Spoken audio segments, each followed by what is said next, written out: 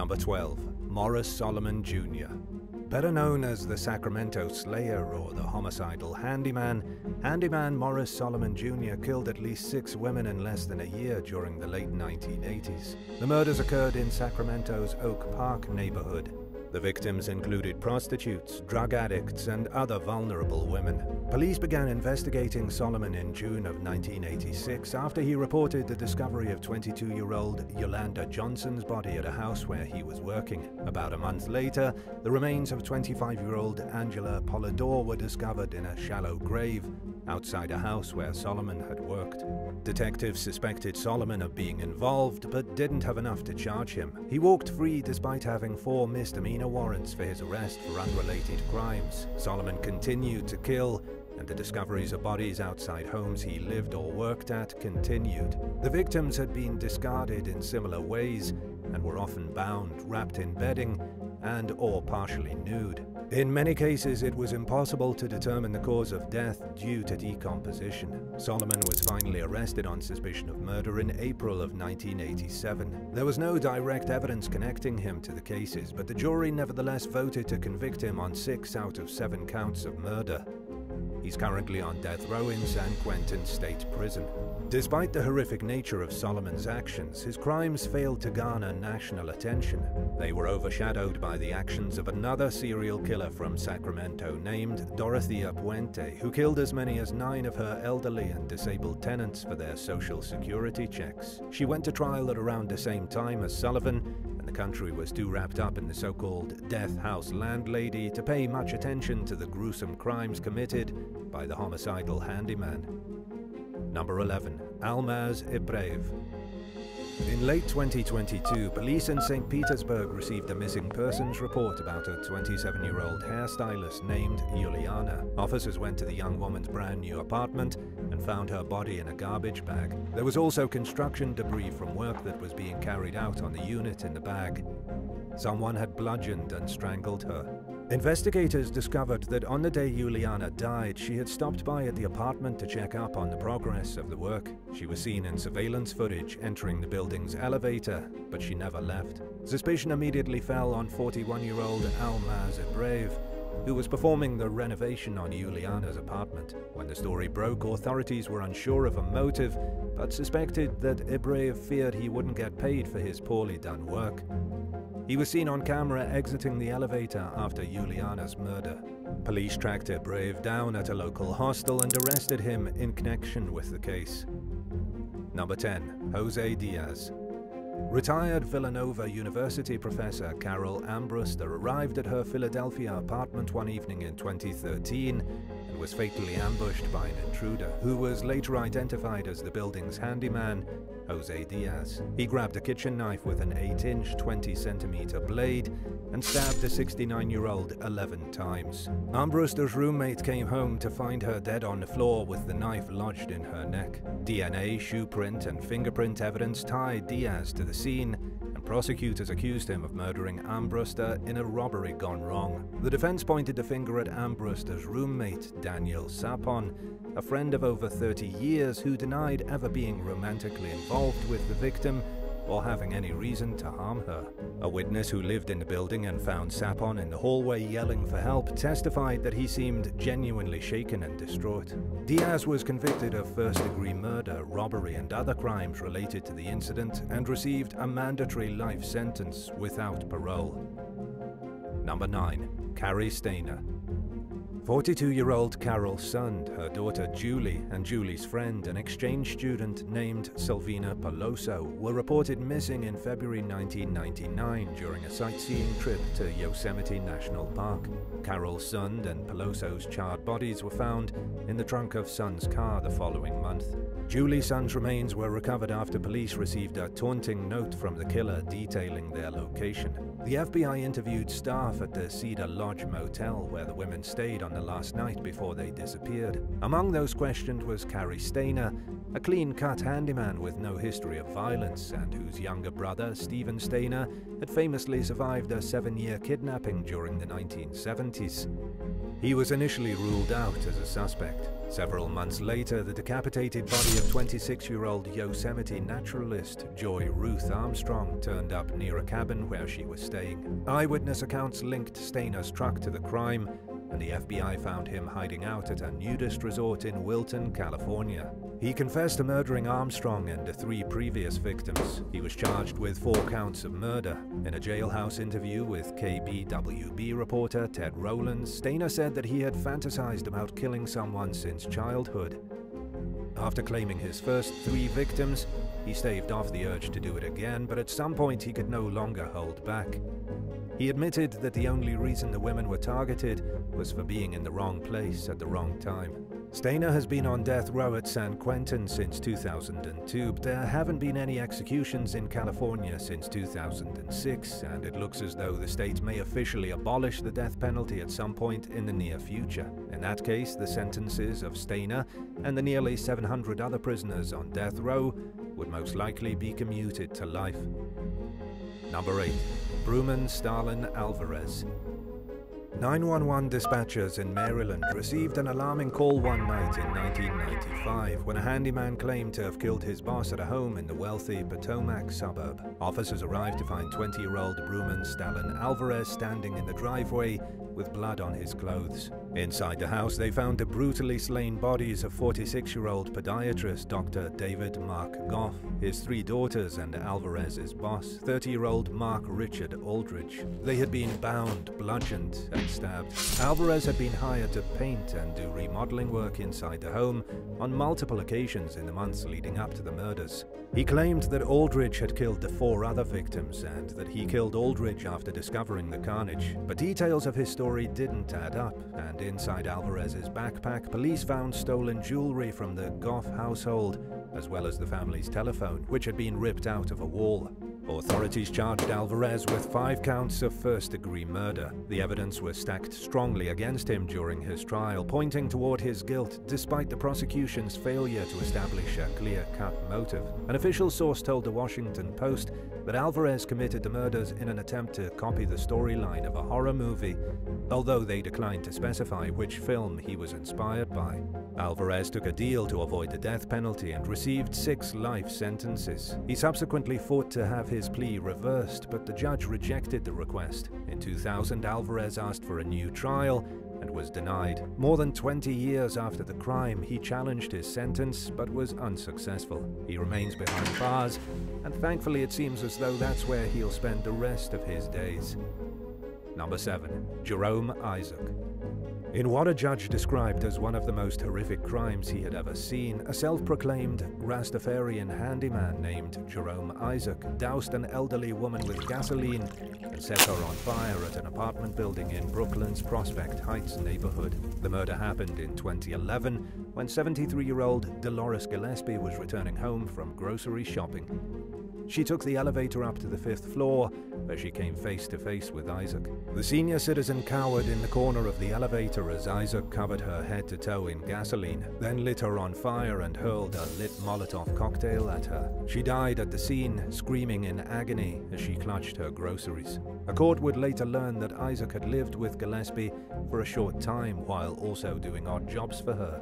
He claimed that she owed him $2,000 for unpaid work, which investigators believed was his motivation for killing her. According to Gillespie's family, she had refused to pay the handyman because he stole from her. Isaac fled the scene but later turned himself in after police released surveillance footage of the attack and asked the public for help identifying the suspect. He appeared at the police station reeking of gasoline and with serious burns on his face, and allegedly bragged to investigators about how they would have never found him if he hadn't surrendered.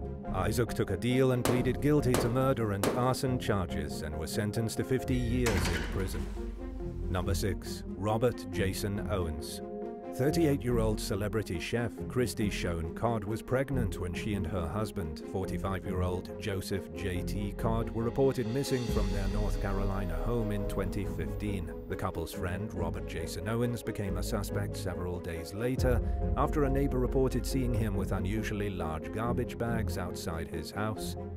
Police paid him a visit and and found Decott's charred and dismembered remains inside a wood stove on his property. Owens was a contractor who had done work on the family's home. He claimed that he accidentally ran over the victims while they were helping him with his car. According to his attorney, he was heavily impaired from taking prescription medication when the incident occurred. Owens took a plea deal and admitted to killing and dismembering the Codds. He was sentenced to a minimum of 59.5 years in prison. As part of the agreement, prosecutors dropped robbery charges resulting from Owens' admission that he had broken into the victim's home and stolen their belongings. In an odd twist, Owens was connected to the disappearance of 18-year-old Zeb Quinn, who vanished in 2000. He was the last person known to have seen Quinn alive, but remained tight-lipped on the matter until after he was charged with the young man's murder in 2017. Owens claimed that his uncle, who is now deceased, killed Quinn in a murder-for-hire plot and admitted to helping his uncle burn Quinn's remains, which were never found. He pleaded guilty to accessory after the fact and is serving a minimum of 12.5 years concurrently with his other sentence. Number 5. Peter Tobin. Shortly after his release from a decade-long prison sentence for assault, Peter Tobin changed his name to Pat McLaughlin to avoid detection for his past crimes and became a handyman at a church in Glasgow, Scotland. Just 2 years later, in 2006, a 23-year-old Polish student named Angelika Kluck vanished while working as a cleaner at the same church. Tobin was initially one of 3 suspects, but he put himself at the top of the list when he vanished after questioning. It wasn't until they released his photo to the public that police learned his real identity. Kluck's remains were found hidden in a hatch beneath the church's floor. Based on the brutal nature of her death, investigators suspected they had a serial killer on their hands. Tobin was found living in London under yet another alias and was extradited to Scotland to face justice for Kluck's murder. In the meantime, detectives were hard at work tracing his movements as far back as possible. It was no easy task. Tobin had at least 60 previous addresses, but the painstaking investigation paid off when law enforcement connected his whereabouts to 2 of Scotland's most perplexing cold cases. A search of 2 of Tobin's previous residences turned up the buried remains of 2 young women who went missing in 1991, Vicky Hamilton and Dinah McNichol. To this day, authorities remain almost certain that Tobin is responsible for the deaths of more victims who have not yet been found. He was found guilty of murdering Kluck, McNichol and Hamilton and is serving a life sentence. Number 4. Justin Smith and Terry Ballard. Elderly couple Rufus and Gladys Perry were found strangled to death in their Philadelphia home in 2014.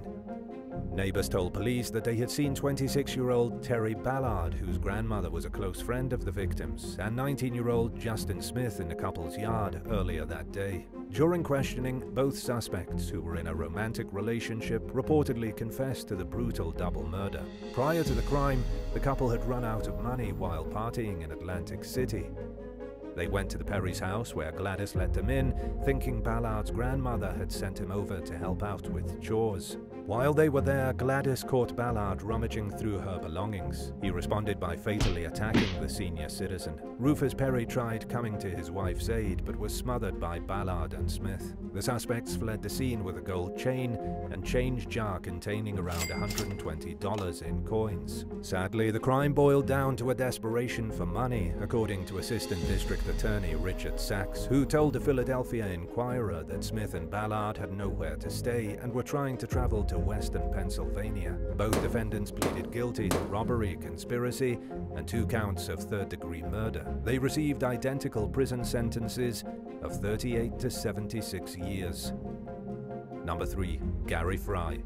In a horrifying act of violence that was captured on camera, 39-year-old Gary Fry stabbed his friend multiple times at a drug treatment facility in 2018. Fry was a troubled addict with 99 priors on his record when he sought treatment at the rehab in the English town of Torquay. He excelled at getting his life back on track, and the center hired him on as a handyman. A few weeks before the attack, Fry's friend and fellow resident, Justin Morrison, revealed that Fry's girlfriend had tried to hook up with him. Morrison assured Fry that nothing happened, and as far as he knew, the incident didn't affect their friendship.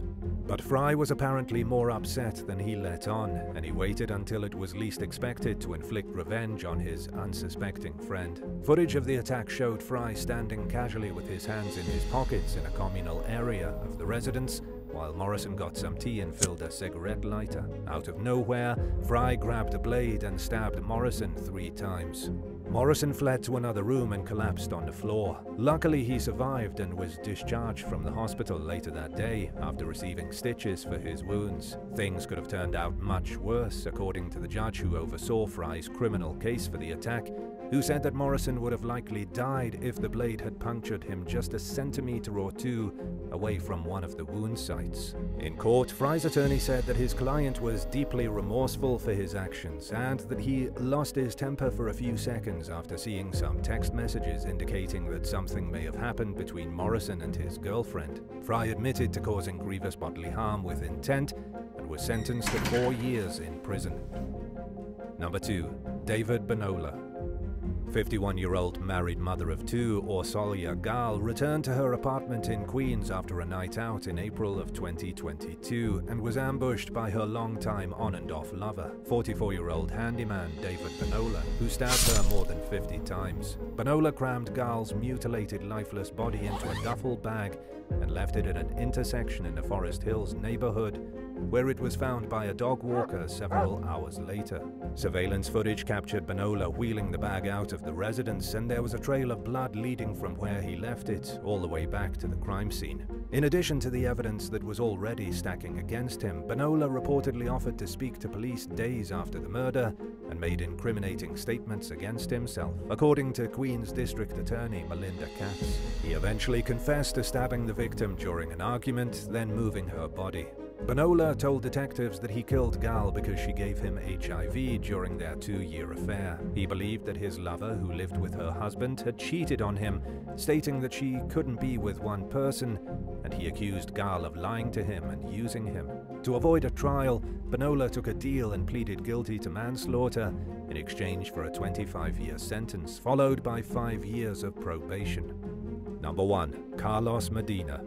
In early 2023, Los Angeles County deputies responded to a call about a person not breathing and found 69-year-old Catholic Bishop David O'Connell shot to death in his Hacienda Heights home. Their investigation led them to 61-year-old handyman Carlos Medina, whose wife worked as a housekeeper for O'Connell and who they believe had done work at the bishop's residence. According to a tip, Medina had been complaining in the time leading up to the murder about O'Connell owing him money. He also drove an SUV, matching the description of a vehicle that was captured on surveillance video in the victim's driveway around the time of the murder. By the time he fell on the suspect list, Medina had left the area. After receiving word that he had returned home several days later, police went to his residence at around 2 o'clock in the morning. Medina refused to answer the door for hours, and a tactical team was sent inside to carry out a warrant for his arrest. Inside the home, they reportedly found 2 guns and other evidence linked to the crime. After being taken into custody, Medina allegedly confessed to the crime. He remains behind bars on $2 million bail while awaiting the next steps in the case. Thanks for watching. Would you rather fall victim to a lazy contractor who took shortcuts resulting in thousands of dollars worth in damages to your home, or spot a handyman who worked on your house lurking suspiciously in your neighborhood on a regular basis, even though you know he doesn't live there? Let us know in the comments below, and don't forget to subscribe. See you soon.